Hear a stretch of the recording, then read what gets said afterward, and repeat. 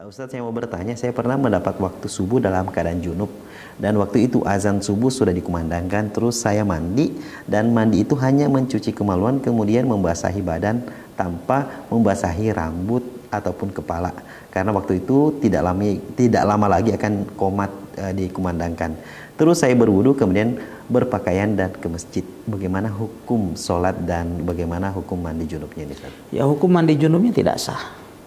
Ketika mandi junubnya tidak sah, maka berarti juga wudunya tidak sah. Karena tata cara mandi junub, tata cara mandi junub itu ada dua macam.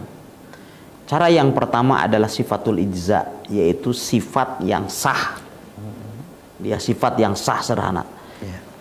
Hanya ada dua syaratnya. Pertama, niat itu adalah untuk mengangkat hadas akbar dan hadas asghar. Kemudian yang kedua, kita harus membasuh, mandi, membasahi seluruh tubuh kita tanpa terkecuali. Niat mandi junub, habis itu kemudian kita nyemplung ke sungai, atau ke kolam renang, itu sudah sah. Itu namanya sifatul ijza. Nah, ada sifat mandi junub yang kedua adalah sifatul kamal namanya.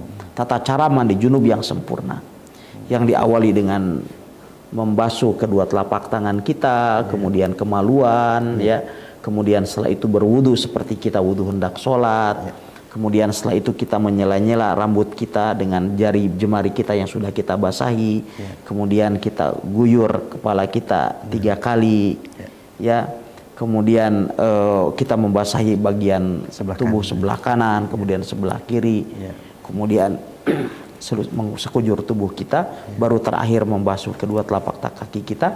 Ini adalah sifat yang sempurna.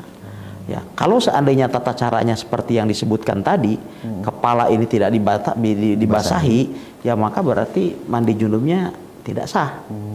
Kalau mandi junubnya tidak sah, berarti sholatnya juga tidak sah.